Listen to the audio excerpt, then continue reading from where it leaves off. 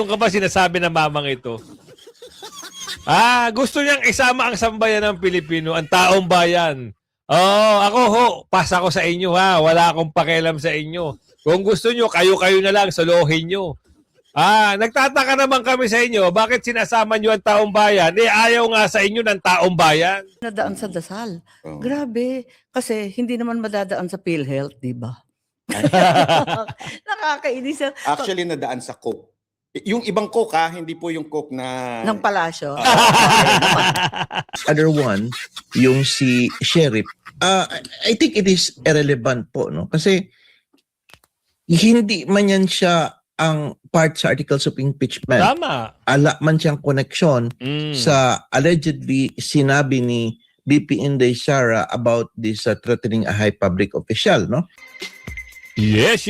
Magandang hapon muli sa ating mga kasama. Nandito na naman tayo si Kuya Goods nagbabalik. At syempre, kung di ka pa nakasubscribe, mag-subscribe ka na at pindot-pindot lang. Andiyan po yung join button kung gusto nyo sumali sa ating komunidad. Pumindot na. At syempre, sa dulo ng ating video, yung shoutout segment natin. Rekta na tayo. Bakit ba gusto nyong palabasin si Mary Grace Piatos? 2 taon na kalipas, ang sabi nyo, katang-isip lang si Mary Grace Piatos. Ngayon, gusto nyong palabasin si Mary Grace Piatos? Wow! Kagaling! Hindi ko alam, hindi ko maintindihan dito kung ano ba talaga ang stand nila patungkol dito sa nagngangalang Mary Grace Piatos. Sino ba si Mary Grace Piatos? Siya nga naman, nagtatanong tayo. Kayo, kilala nyo ba si Mary Grace Piatos? Alamin natin. Baka malaman natin dito kung ano ang pagkatao ni Mary Grace Piatos. Siya ba ay isang babae na pinagkamalang chichirya, pinangalanan at nilagay sa isang tawag doon, statement na hindi naman pwedeng pakialaman, pinilit nilang pinakialaman, which is yung confidential. Yun ang kanilang mga kagustuhan. Ngayon, palalabasin nyo si Mary Grace Piatos. Ano kayo, hilo? Akala nyo darating si Mary Grace Piatos? Walang Mary Grace Piatos. Alamin natin dito. Ipasada na natin. Gusto nyo? Rekta na tayo. Dahil kayo, parang takot na raw buksan itong BIR box o green box. Sino ba may takot? Kayo o yung defense team? Kayo, kasi gusto nyong buksan. Nagdadalawang isip kayo. Parang ayaw nyo. Ngayon, ipapasa nyo na naman sa defense team. Ano ba talaga? Rudy. Lagi na lang, Pag meron silang gusto at meron kayong alinlangan, ibabato nyo sa depensa. Takot daw ang depensa. Bakit? Sino ba may gustong buksan? Di buksan nyo kung gusto nyo. Parang takot ba buksan ng green box? Admissibility ng evidence. Para lang po mapresenta at masimplify kung ano yung ipipresenta ng mga possible na mga ebidensya. Hindi ang korte po ang may kapangyarihan para i-admit ito. So, from the very start na ayaw nila, it only speaks... Wala ho may ayaw. Kaya nga, di ba, unang-una pa lang, yan ang puntirya nyo, dun sa kamera pa lang, dun pa lang sa Injustice Committee, pinaandaran nyo na yan. Gusto nyong buksan, pinagbawalan kayo ng mga BIR, taga-BIR. Ngayon nagpapahaging kayo, takot ang depensa na buksan nyo. Hindi naman sila ang mananagot Kung sino ho ang magbukas niya, sigurado siya ang mananagot. May kaukulang kaso at kulong, yun ang sabi. Sino ba nagsabi nun? Commissioner ata ng BIR, kung hindi ako nagkakamali. Ngayon, ipapasa nyo ang sisi sa depensa. Bakit? Dahil hindi nyo kayang buksan? Tapos idadamay nyo pa ang sambayan ng Pilipino na gustong buksan ng sambayan ng Pilipino at gustong malaman ng sambayan ng Pilipino. Wow! Wala hong may gusto niyan.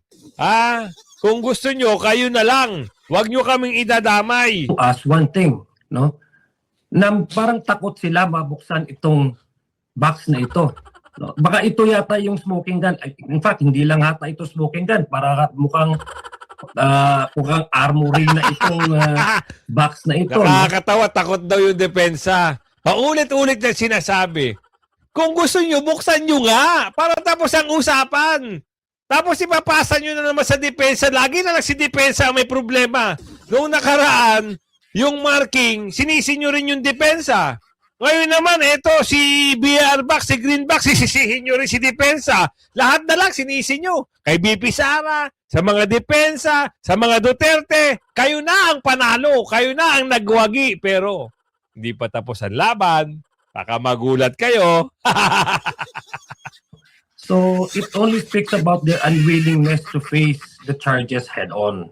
Kung may may tamang proseso naman po na nilatag para maipresenta ng prosecution ang kanilang mga ebidensya na ayon naman sa rules ng Senate ay hindi naman to itong punto ng pag-admit ng evidence but merely to mark the potential evidence that the prosecution would present, and then that stage alone, that early stage alone, i-object nila vehemently. Isa lang ang nasa utak ng ating taong bayan, sa isipan ng ating taong bayan. Na naman nila ang taong bayan. Kita nyo na? Ikaw ba nanonood sa akin? Sang-ayon ka ba sinasabi ng mamang ito? Gusto niyang isama ang sambayan ng Pilipino, ang taong bayan. Ako ho, pass ako sa inyo ha. Wala akong pakialam sa inyo. Kung gusto nyo, kayo-kayo na lang, solohin nyo. Nagtataka naman kami sa inyo, bakit sinasama nyo ang taong bayan? Ayaw nga sa inyo ng taong bayan. Ano ba ang gusto pag-usapan ng taong bayan? Yung flood control.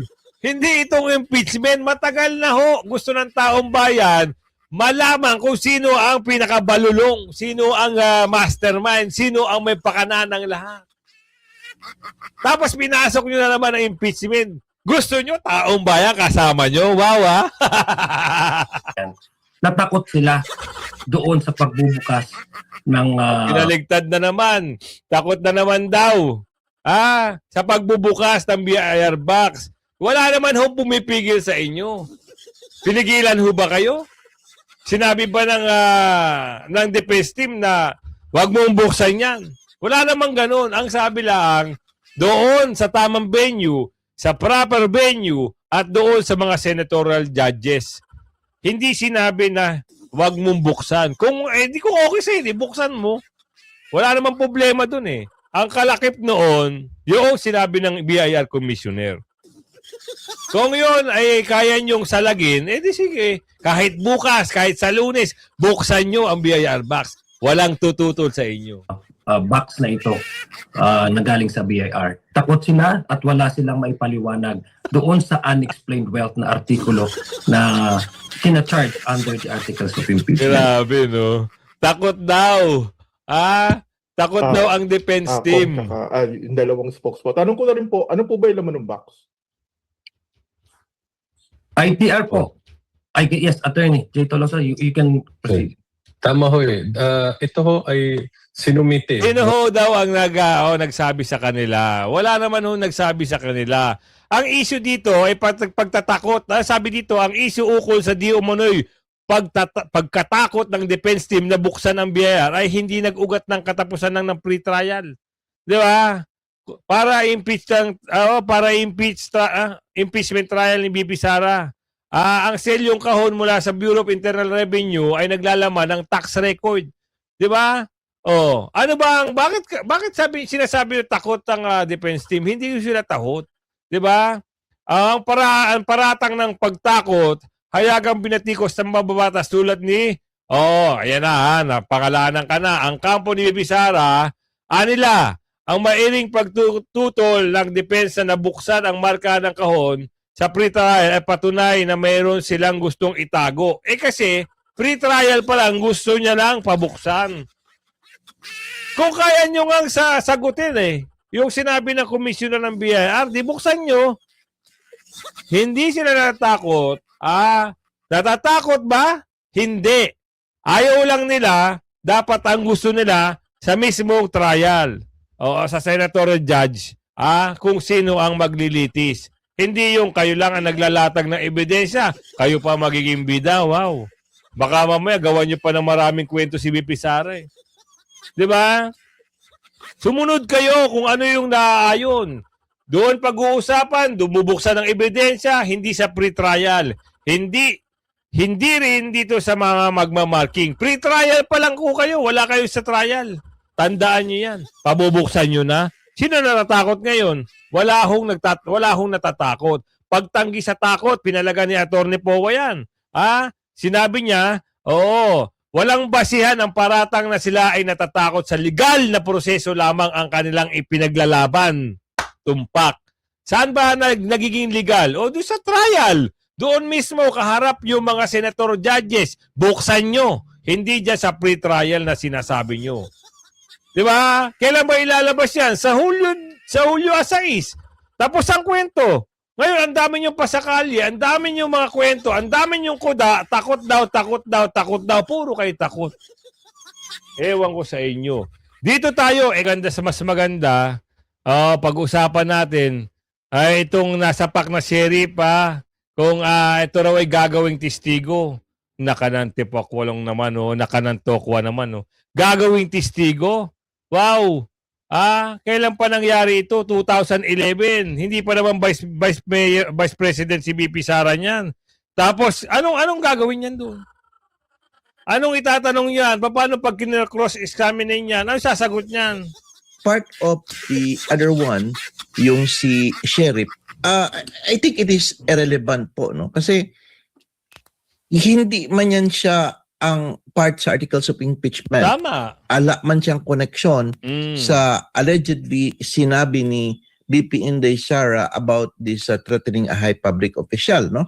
That is not. If they want to prove, ito po yung rules kasi, if they want to prove bad moral character, that can be objectionable. Kasi para ang tingin ko, ipipresent nila yung sheriff, yung ginawa nila para to prove yung bad moral character ni BP Inday. That is not allowed.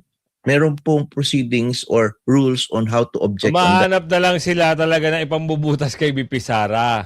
Ito ang mantakin nyo ano kinalaman sa confidential fund nitong 2011 na sheriff na sinapok ni BP Sara? Sige nga. May kinalaman ba ito? May alam ba ito? Ano kinalaman ng sheriff na ito dito sa sinasabi nilang betrayal of public trust? Na kayo ng kamote. Parang parang kumuha na naman kayo ng Madriaga 2.0 na magsasalita laban sa mga Duterte kay BP Sara at babasahin ng ang affidavit. 'Di ba? Ang gulo nyo. Kung ano-ano na lang, kung sino-sino lang ang gusto nyong palabasin para ipantapat at maging testigo kuno labang kay BP Sara.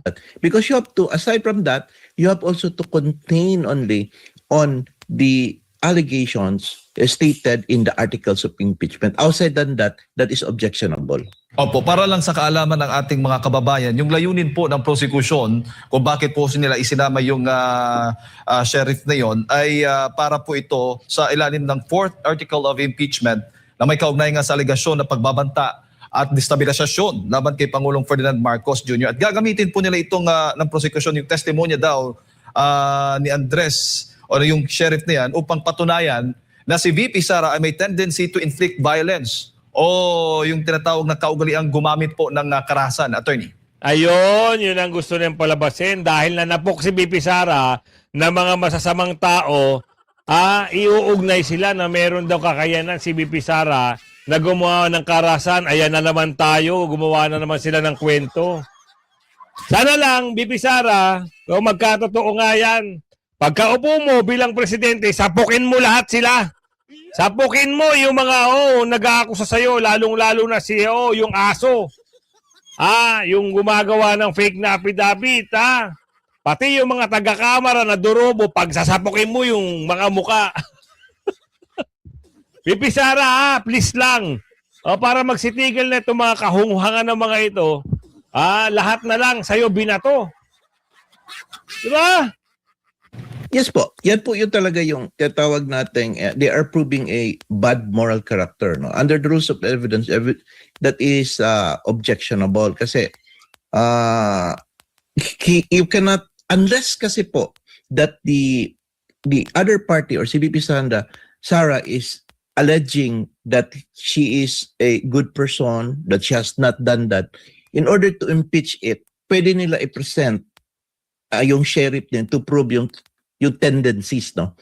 But aside from that, of course, that is one. And aside from that, of course, is the fact that that is not relevant to the main issue on the Article 4, no? Yung the fourth articles of impeachment complaint. Now, I think, and the moment that they will say, Your Honor, we are ready with our witness and we are presenting the sheriff, the purpose of the testimonies are as follows. Magtatanong man yung impeachment court, any comment or objection, we object to the presentation of this witness because his testimony will be irrelevant, Your Honor, and not included in the article of impeachment number 4. So magro-rule po ang Senate niyan. So that is an issue whether or not to allow this person to testify. Kasi irrelevant po talaga eh. Wala talaga siyang connection. Yun, dito sa- totoo yan. Ano nga koneksyon? Ano magagawa nun? Ano, pag tinanong yun, ano ka alam-alam mo? Ano ang nalalaman mo dito sa article of impeachment, number 1, number 2, number 3, number 4? Ano ang isasagot niyan? Puro alang laman. Walang sustansya. Kaya nga kung sino yung nagsasama o naghihikayat dito sa mamang ito para maging witnesses, maghinay-hinay ka, mama. Alam mo ba ang pinapasok mo? 'Di ba? Alamin niyo muna kung ano ang itatanong sa iyo. Baka biglang umuo ka, baka may maleta na naman usapan diyan. Talagang magiging oo at yes ang sagot mo. 'Di ba? Irrelevant ito. Kung gagawing witness, wala namang kinalaman dito sa mga nasasabing article of impeachment. 'Di ba? Malacanang nasa likod ng impeachment ni Bibi Sara, diyan ako naniniwala. 105% diyan ako naniniwala. Ang nasa likod niyan yung nag-utos ay yung nagpatawag ng special session para masimulan ang kwento ng impeachment. Natapos na ang kwento ng flood control, tama? Ngayon, ito na yung impeachment. Sinabi ko nga sa inyo, matatakpan at matatakpan yan. Pero, huwag kayong bibitaw. Dahil andyan pang 18 Marines at nadagdagan pa ho ng 4. At for sure, tutulungan niya ng mga galing. Kagaya ni former Congressman Mike Defensor at ni Senador Marcoleta. Gusto lang naman ni Senador Marcoleta at Mike Defensor masiwalat kung sino ang magnanakaw sa kaban ng bayan. Sino ang mastermind? Yun lang. Wala nang iba. Walang halong politika. Kung kayo, nangangarap kayo sa 2028, yung mga dorobo na nagtatakip sa flood control, wala na ho kayong aasahang boto sa sambayan ng Pilipino. Malacanang talaga interesado sa impeachment at magpapatunay na sila ang nasa likod ng impeachment. Tama. Samantala, Attorney Sal, kinwestiyon naman ng Malacanang yung hakbang ng kampo ni Vice President Sara Duterte na alisin nga yung naalisin ang kanyang Statement of Assets, Liabilities and Net Worth sa mga ebidensyang gagamitin sa impeachment trial. Ayon kay Palace Press Officer Claire Castro, ang SALN ang isa sa pinakamahalagang dokumento sa aligasyon ng unexplained wealth laban sa Vice Presidente.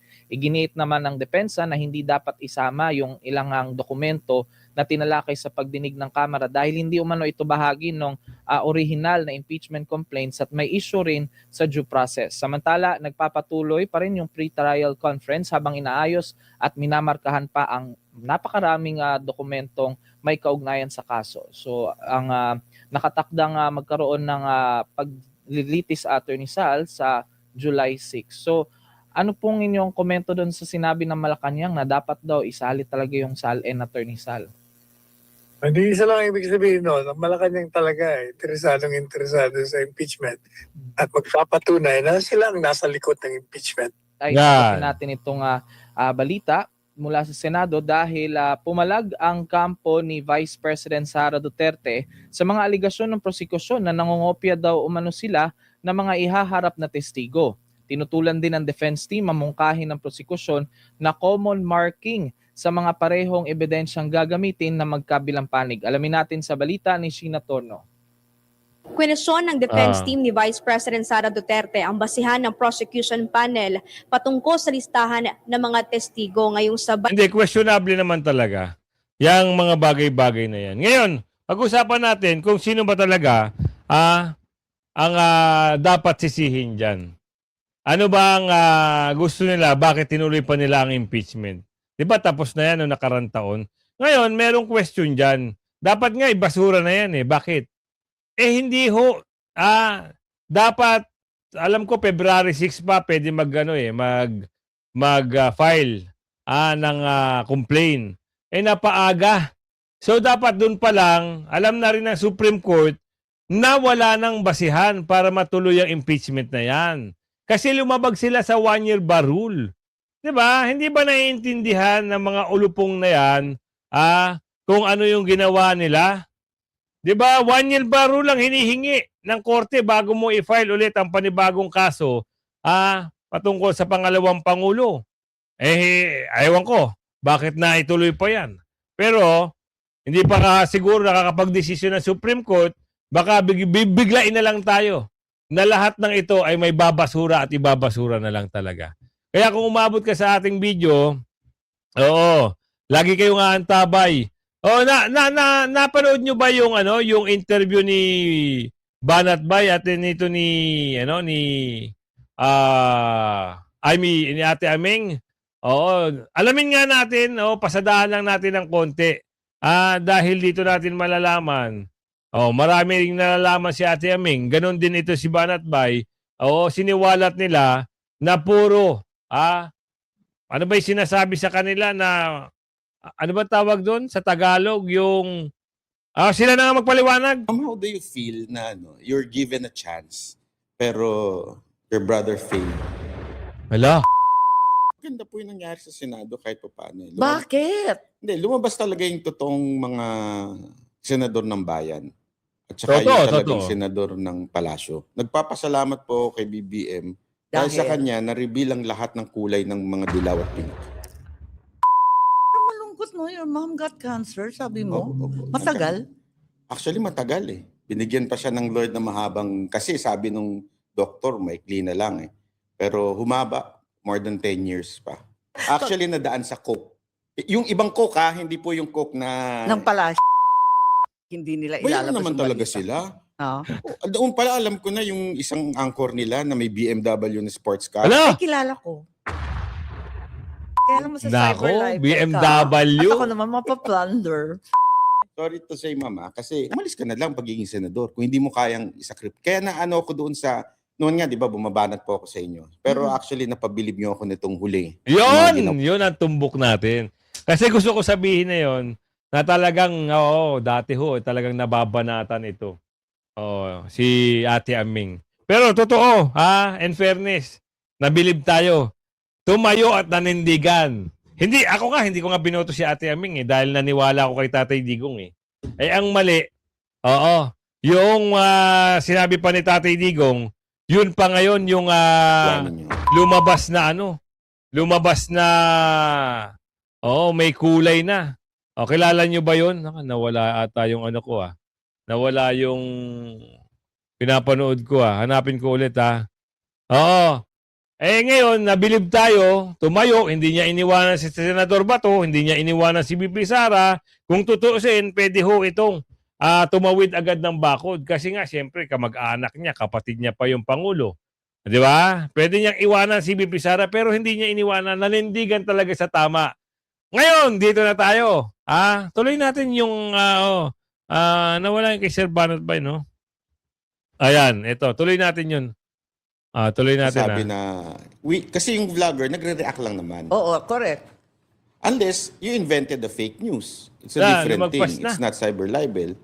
And then it's University din siya. Ang galing.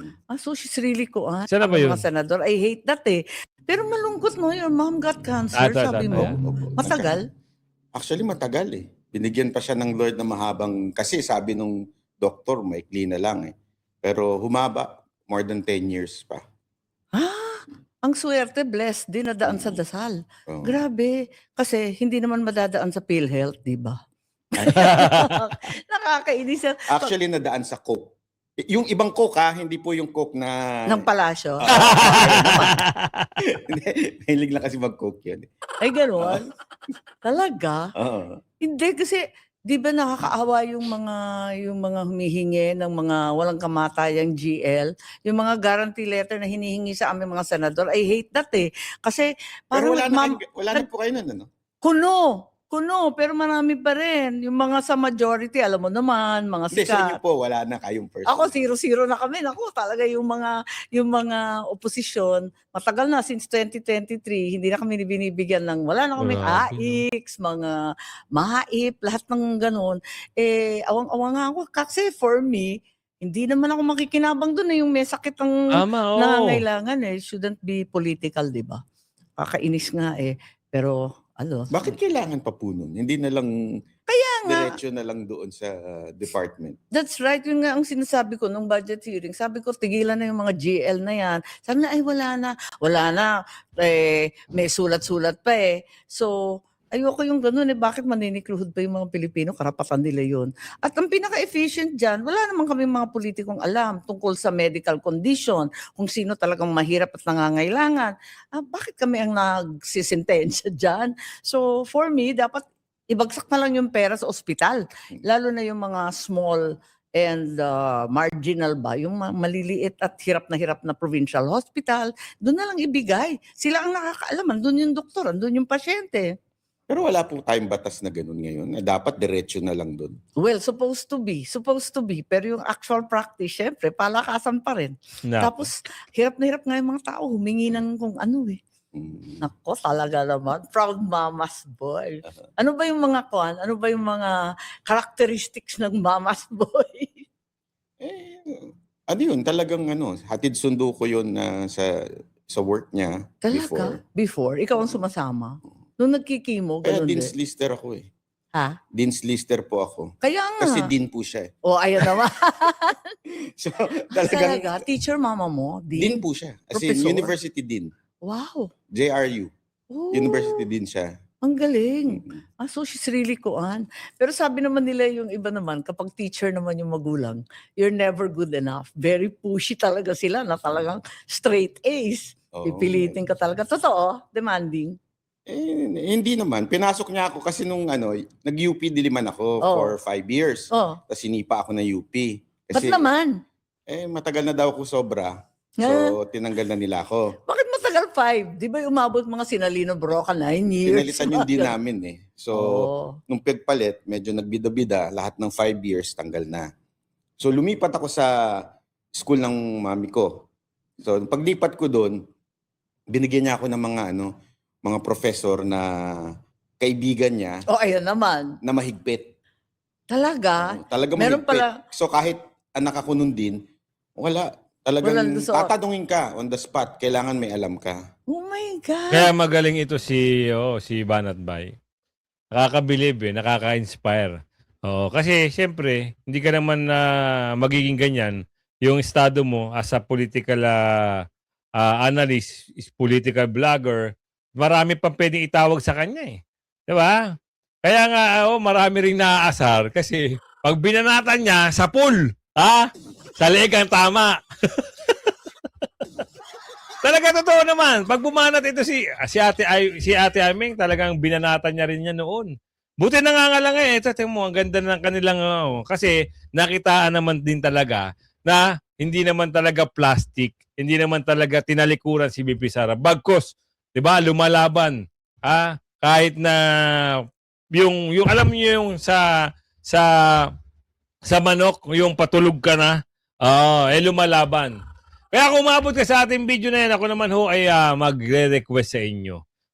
I-subscribe nyo ito si Mang Banat, yung kanyang YouTube channel. Ito, yan, kanya, yan. Subscribe nyo Magaling din bumanat para may katulong tayo. Yata, siyempre, yung shoutout segment natin, ako naman ay maglalambing sa inyo.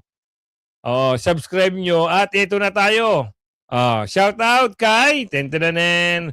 Ma'am Nanette Labiton, shoutout po sa iyo. Regina Sipe, shoutout po. Herminia Santos, shoutout. Si Shan Alahimi, Shoutout po, Pompe Poleha.